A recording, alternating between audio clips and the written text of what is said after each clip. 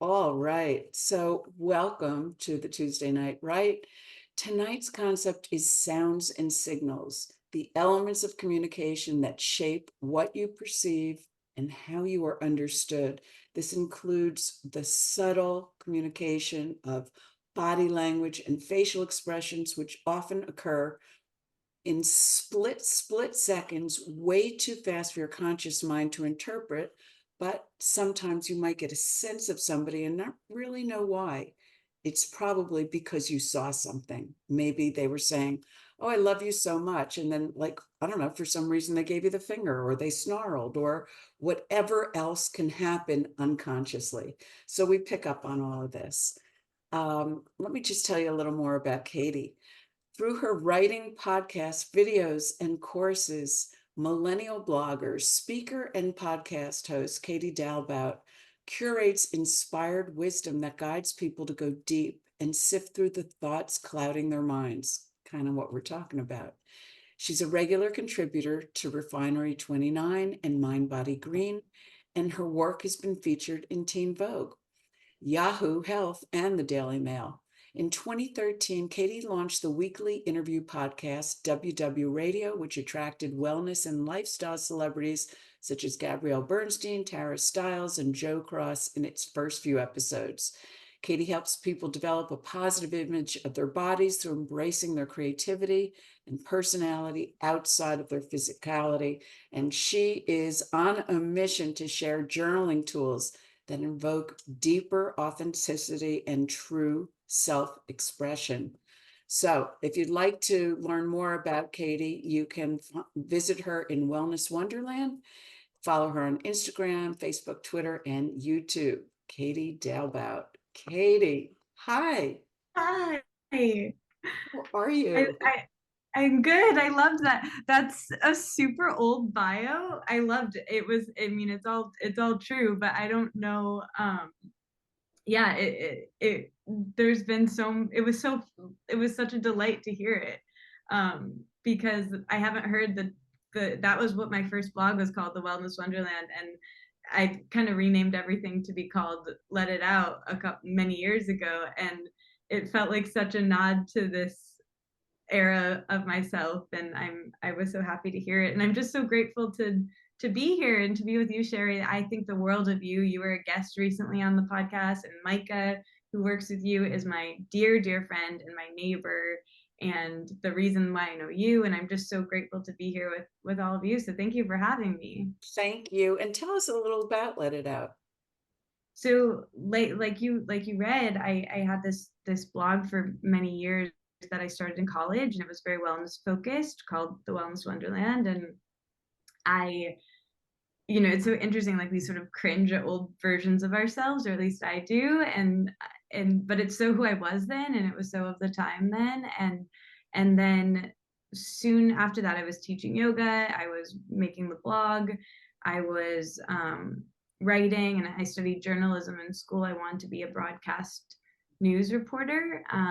But at the time, I was so into wellness, and that was really what I was super focused on, and almost really truly unhealthily so, to the point where it really took over my whole life and became an identity. And so pretty quickly, luckily for me, I got into therapy at a young age related to that, and sort of the fallout from that. And I ended up not really pursuing the career in broadcast journalism because I was so sucked into wanting to be, you know, into wellness. But really, I realize now in retrospect, it was less about wellness and more about fitting into the standards of beauty and to making my size as small as possible, if I was really being honest with myself. And so soon after that, I went to treatment for an eating disorder and got into the therapy because of that.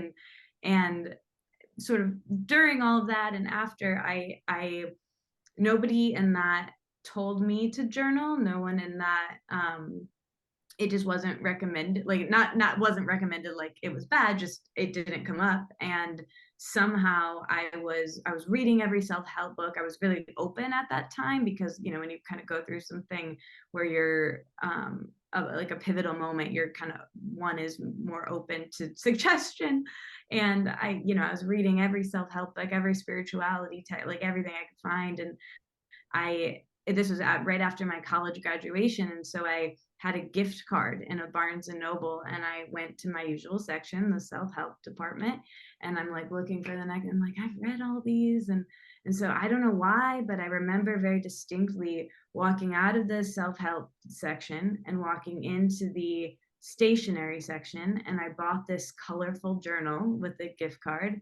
And I would just sit that summer outside and write in it. And I would just write, um, as I was honest for the first time, really ever, because I think, when you have an eating disorder, it's a lot of lying, it's a lot of hiding. We're constantly wearing masks, and and so the big down, there's a lot of downers to that, but the big downer is that you never really get to know anybody, and nobody ever really gets to know you, that everyone's kept at arm's length. And writing in this journal, being able to be raw and vulnerable with myself in the journal felt so good, because I hadn't ever done that. I was constantly like trying to chameleon into social situations, trying to be liked, trying to, which all of us do, despite having, the body stuff. And that I think is pretty common too. Like, I thought that was special, but I think everybody just in this society has some sort of feeling not great in their skin at some point or another, unfortunately, regardless of age or gender, or how great the people around you are. It just unfortunately comes up and is sort of part of this, our humanness. And anyway, so I would write in this journal, and I would be raw and real with myself, and in this way that I hadn't been with anybody else, and I still wasn't being with anyone else. But in here, I was able to say these like really intense, dark thoughts I was having.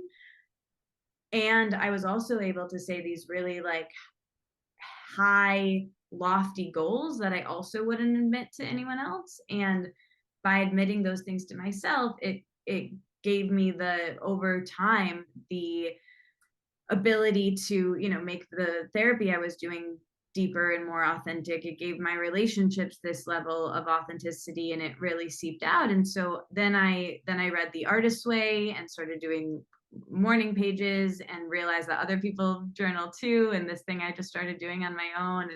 And then what to finally answer your question of how this became Let It Out, was because eventually, around that time, I was still doing the blog, and the blog that was called The Wellness Wonderland turned into a podcast. And I very soon renamed it to Let It Out, because this very serendipitous thing happened where I was reading a lot of these books by this author, Louise Hay, who is no longer with us, who I loved. And she has a publisher called Hay House. And I essentially was starting to give whenever a friend would come to me with like a problem. It could be like they had a breakup, or they had like a work thing, or like a back injury. And I'd be like, have you journaled about, like, I would constantly give them prompts. And what was interesting was I was met with so much resistance. Like, no one wanted to do it. People, really were resistant to it. And so I sort of started to make a case for it. I started to make a case for why it worked for me.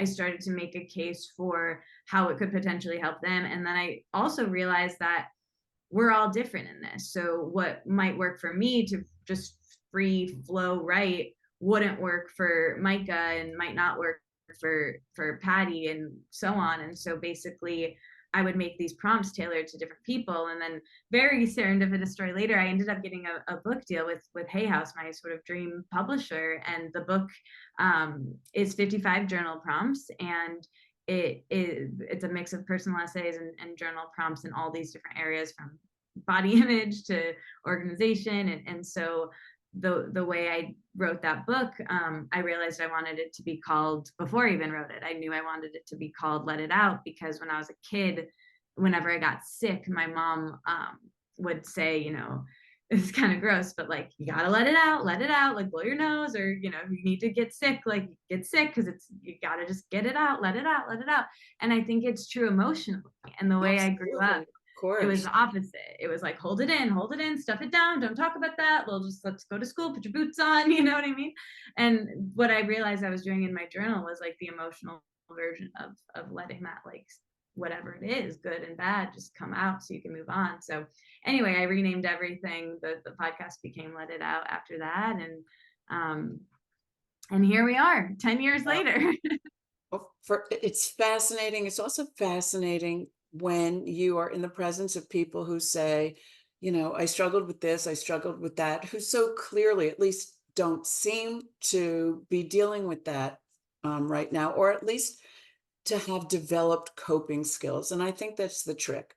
We live in a very strange culture, the cult of culture, which really imposes upon us and tells us what's good enough.